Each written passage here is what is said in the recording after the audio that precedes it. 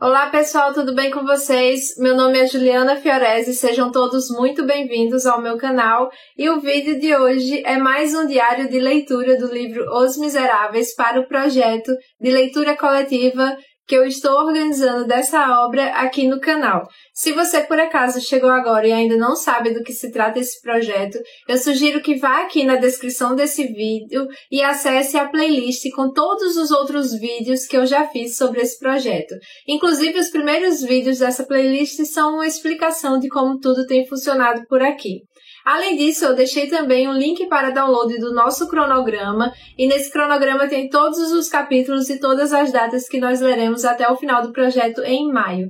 E além disso, tem também o link do nosso grupo no Telegram, onde todas as discussões estão acontecendo por lá.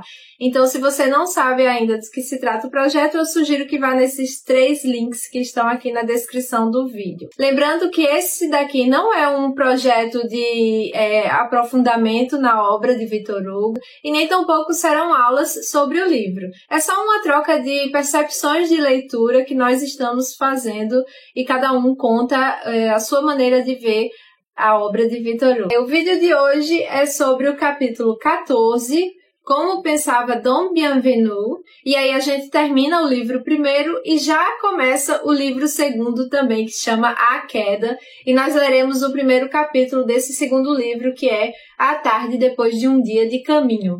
Então, se você ainda não leu esses 2 capítulos, eu sugiro que você dê uma parada aqui nesse vídeo e volte somente quando ler esses capítulos, pois esse vídeo contém spoilers. Aqui no capítulo 14, que se chama Como Pensava Dom Bienvenu, a gente vai ter um fechamento de todas as características da personalidade do bispo. Aí aqui ele vai continuar dizendo que o bispo Myriel ele era muito solitário, que ele tinha uma bondade muito grande e o que iluminava ele era o seu coração.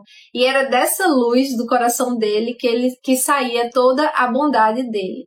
Aí aqui vai falar um pouco sobre a meditação humana, vai dizer que essa meditação humana ela não tem limites.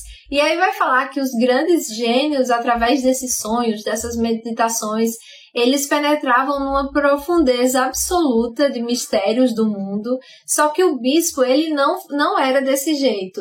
Ele sabia que esse mistério existia, mas ele preferia não mexer nelas.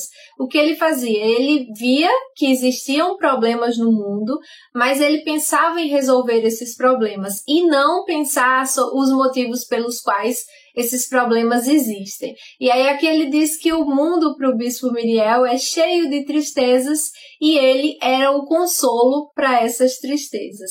E assim a gente fecha o primeiro livro, que se chama Um Justo, e vai contar toda a vida, o jeito do bispo Myriel. Nesse primeiro livro, 3 aspectos me chamaram muito a atenção, mexeram mesmo com as minhas emoções.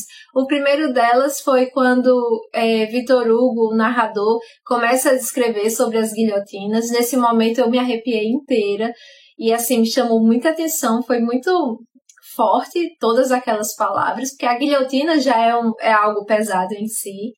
Um outro momento que muito me chamou a atenção foi quando o bispo Myriel ele teve aquela conversa com o convencionalista G. Eu me emocionei muito nesse momento, principalmente ali no final, quando o bispo Myriel ele toca na mão do convencionalista G.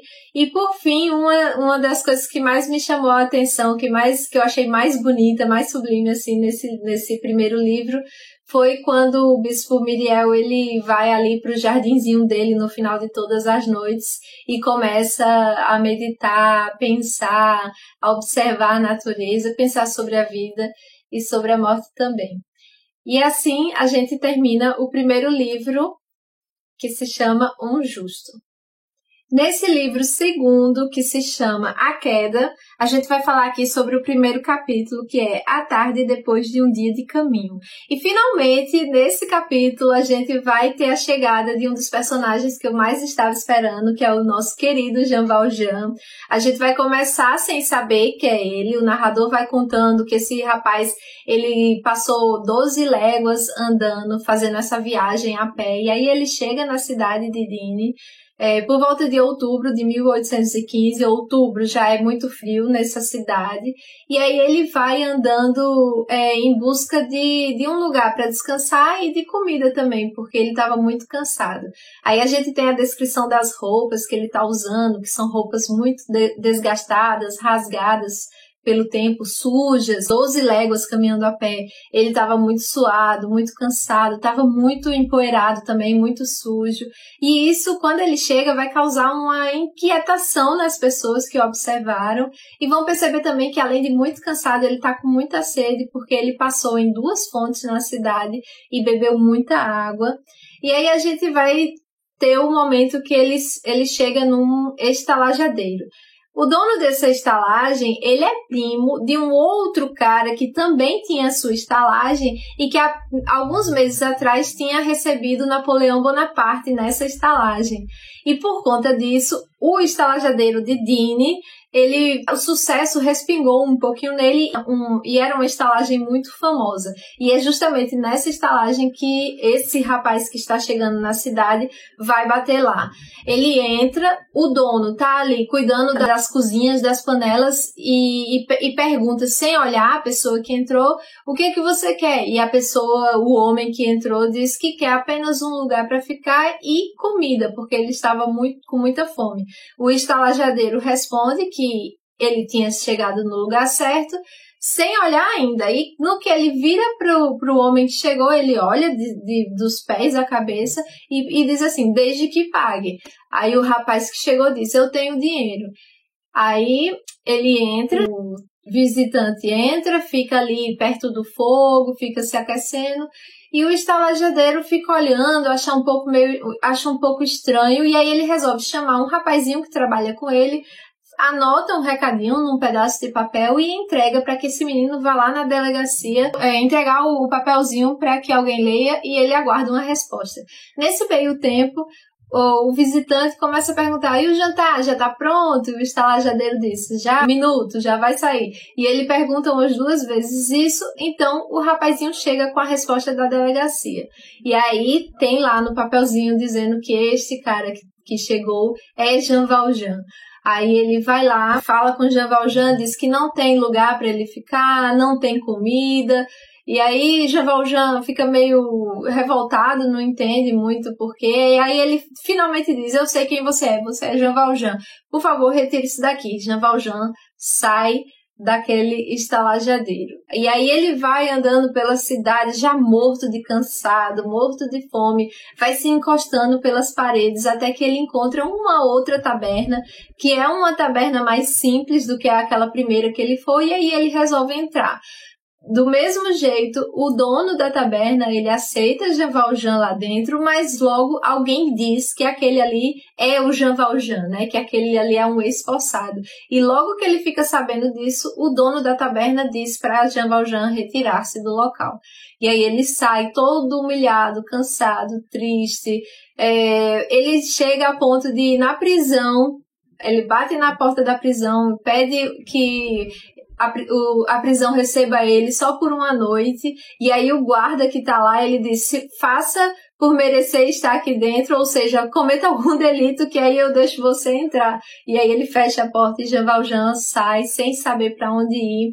Aí ele vê uma casinha com a luz acesa, assim, de longe, aí ele vai lá ver pela janela, e aí ele vê um pai com a criança no colo, sorrindo, rindo, do outro lado tem a mãe com outro bebê, assim, amamentando, e aí ele pensa, né, que num ambiente com tamanha felicidade, há de existir um pouco de compaixão também.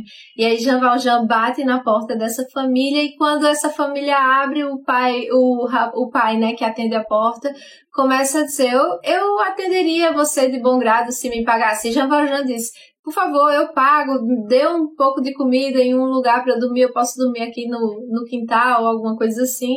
E aí o rapaz disse, eu aceitaria em minha casa pessoas de boa fé. Mas você já tentou na taberna tal? Você já tentou no estalajadeiro tal? E aí Jean Valjean disse que sim, que já tentou nesses locais, só que ninguém o aceitou lá. E aí o estalajadeiro começa a desconfiar e ele olha mesmo profundamente para Jean Valjean, aí se assusta. Aí, e ainda fala, você não é o... Aí, ou seja, os boatos já tinham se espalhado e todas as pessoas da cidade ali já sabiam que Jean Valjean, o esforçado, estava ali. O homem, muito assustado, pega uma espingarda, aponta para ele e manda ele sair dali imediatamente. E aí, nisso, Jean Valjean sai triste, cabisbaixo. O rapaz bate a porta na cara de Jean Valjean, fecha tudo, fecha as janelas. E aí, mais humilhado ainda, Jean Valjean vai vagando ali pela cidade a esmo, sem saber meio para onde ir, já no seu limite de cansaço, de fome. E aí ele vê uma cabaninha e resolve entrar nessa cabaninha porque não tinha ninguém. E essa cabaninha era nada mais, nada menos do que uma casinha de cachorro. E aí, nesse momento, chega um cachorro gigantesco, feroz, expulsando Jean Valjean também, que sai daquela casa e chega a dizer em seus pensamentos que vale menos do que um cão. Ele fala isso. E aí ele tenta sair ali da cidade de Digne, mas ele vê uma natureza, ele fica sozinho, tá um lugar bem tenebroso ali na natureza, as árvores assustam ele, e aí até a natureza meio que foi hostil com ele, pelo menos foi o que ele se sentiu, e ele resolve voltar novamente para Digne. E aí ele vai para frente de uma igreja e se deita ali numas pedras, e nesse momento chega uma velhinha, uma senhora que é a Marquesa de R, e assim, na minha opinião, eu não lembro se ela vai aparecer outras vezes, mas essa mulher, ela foi um anjo que apareceu ali, porque ela chegou naquele momento que Jean Valjean já estava todo humilhado, todo triste, sem nenhuma esperança, e ia ficar por ali mesmo naquela pedra, e ela fala, você já tentou em todas as casas? Aí Jean Valjean responde, já, todas as portas me negaram, todas as casas me negaram. E ela falou, tem certeza? Aí ela olha para uma casinha distante que tá com a luz acesa e diz, você já tentou naquela porta ali? Aí Jean Valjean disse que não. E ela disse, pois tente. E aí acaba esse primeiro capítulo. Foi muito difícil não continuar a leitura daqui pra frente, porque eu fiquei muito curiosa e deu muita vontade de adiantar, mas como é para a meta de amanhã, eu resolvi esperar. Então, é isso. O que é que vocês acharam dessa aparição de Jean Valjean? Alguém aqui estava tão ansioso quanto eu para que ele aparecesse? Me conta aqui nos comentários que eu quero muito saber. É isso, pessoal. Espero que vocês tenham gostado desse vídeo. Espero que estejam gostando da história tanto quanto eu estou gostando, e eu adoraria saber qual é a opinião de vocês sobre o projeto até o momento. Afinal de contas, a gente já terminou o primeiro livro da primeira parte, estamos entrando agora no segundo livro, e eu preciso saber o que é que vocês estão achando, o que é que vocês estão achando desses diários de leitura. Deixem aqui nos comentários, eu vou adorar ler todo mundo e responder também. Então eu vou ficar aguardando o retorno de vocês aqui nos comentários, tá bom? Vou pedir também para que curtam esse vídeo e se não são inscritos ainda no meu canal, por favor, inscrevam-se, isso me ajuda demais e de certa maneira é um incentivo para que eu continue gravando esses diários de leitura aqui. Eu quero fazer até o final do projeto e vocês vão me ajudar nisso, curtindo, comentando e compartilhando também. Eu quero aproveitar e avisar todo mundo que os marcadores de páginas com as ilustrações dos personagens dos Miseráveis já estão disponíveis para venda na minha loja online. Então eu vou deixar aqui na descrição o link da minha lojinha. Aguardo todo mundo lá, os marcadores estão incríveis, ficaram lindos. Todos eles têm tassel, mas também tem a opção de comprar sem tassel. Então vão lá na minha lojinha antes que acabe, tá? Eles estão lindos, maravilhosos e eu tô esperando todo mundo lá. Outra maneira de vocês apoiarem o meu trabalho é inscrevendo-se no meu clubinho de papelaria e organização digital. É um projeto que eu tenho lá no Apoia-se, é um projeto de assinaturas. Eu também deixei o link aqui na descrição desse vídeo para vocês darem uma olhadinha lá com mais calma para entenderem do que se trata esse outro projeto. E além disso, eu deixei também alguns links dos livros dos Miseráveis, alguns links da Amazon. Então, se vocês ainda não têm quaisquer daqueles livros que eu deixei lá embaixo, por favor, se quiserem comprar, comprem através dele, que através desse link eu recebo uma pequena comissão da Amazon, isso não tem custo adicional nenhum para vocês. É isso, pessoal, espero que vocês estejam gostando de tudo até aqui, vou aguardar o comentário de vocês. É isso, um beijo e até o próximo!